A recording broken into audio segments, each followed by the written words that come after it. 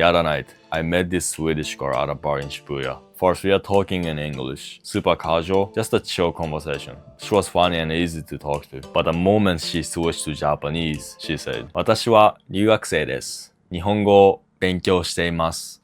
I was like, damn, we got another victim here. Like, I've never heard anyone speaks that perfect, polite, textbook Japanese before. Nothing wrong, but just weirdly polite for the situation we are in. And you know what? She's not the problem. The system is. So in this video, I show you the trap that keeps most foreigners sounding polite and how to break out of it to speak human, real Japanese. Let's get into it. First of all, I have nothing but respect for people who come to Japan and study the language and try to connect with locals. That takes guts and effort. I get that. So just don't get me wrong, this is not an attacking video where I insult foreigners who speak textbook Japanese. But here's the truth. In casual situations like meeting new people, hanging out, chatting with people at a bar, izakaya, at a club, speaking the polite textbook Japanese actually creates a wall. And a wall between you and the person in front of you. And even for me as a native Japanese speaker who speaks English and understands the Western culture, I instantly feel the wall when foreigners do that. Like, I can't help it. Like, me and this girl were vibing in English, totally chill. Then she switched to Japanese and suddenly there was a huge wall. But you know, her Japanese was still perfect. So I said, Nihongo umae ne,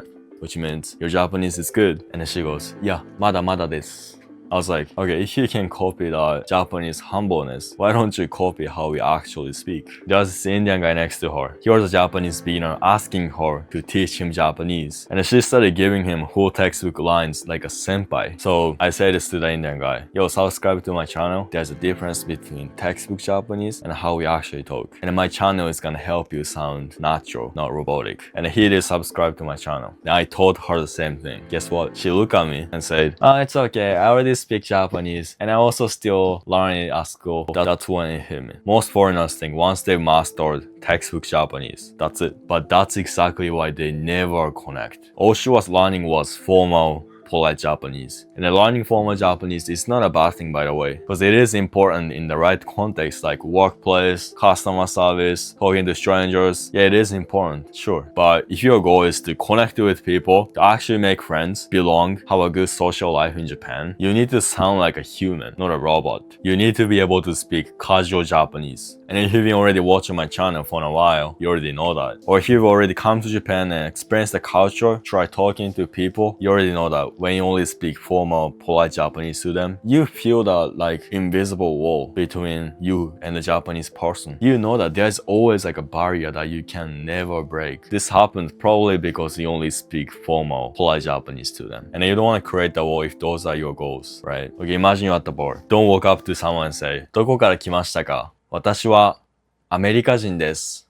This is how most foreigners speak. You know, it just sounds like an interview. So instead, you should say, どこから来たの? アメリカ人だよ. That's what real Japanese sounds like. Those polite, technically correct phrases won't help you connect in Japan. So don't fall for the trap of this language market. They make you believe passing JLPT, sounding perfect, means you fit in, you make friends, you be happy. But the truth is, they are training you to sound like a customer service, like the girl at the bar. So let's fix that. Here are the key things you should do instead. So first, drop this must when talking to friends in casual settings. You don't need to overthink it or waste time reading the room. Like, trust me, nobody is judging you for being casual. The only time I use keigo in those situations is when ordering food or drinks. That's it. So yeah, don't worry about sounding rude because you won't, as long as your tone and the energy are right. And honestly, you gotta use this to your advantage. You've got a foreigner pass. So that means Japanese people are extra forgiving. So it's actually easier for you to speak casual Japanese and connect than it is for me sometimes. So use this foreigner pass. And second, use casual speech patterns like dayo, jan, yone, sa. These are the key to sounding like a human and connecting in Japanese. And without them, you sound like you're talking at people. Like, for example, アメリカはいい国. But with them, you sound like you're having a conversation. You're talking with people. For example, アメリカいい国だよ. So this version sounds way softer, genuine, sounds like you're telling this to the person rather than アメリカいい国. This one sounds like the US is a good country. So yeah, use these patterns. So for this, check out this video, link in the description. And third, mirror how Japanese people actually talk, not what's in textbooks. So copy how we drop subject, skip particles, bend grammars. That's how you sound like a person, not a script, not a robot. And be careful if you're trying to shadow sentences from those average Japanese teachers on YouTube, because I'm telling you, they never speak like that in real life. Those people are talking to you like a baby in those videos. So movies and dramas are usually real, but anime, I don't recommend it. Like I've heard so many people who speak like anime characters.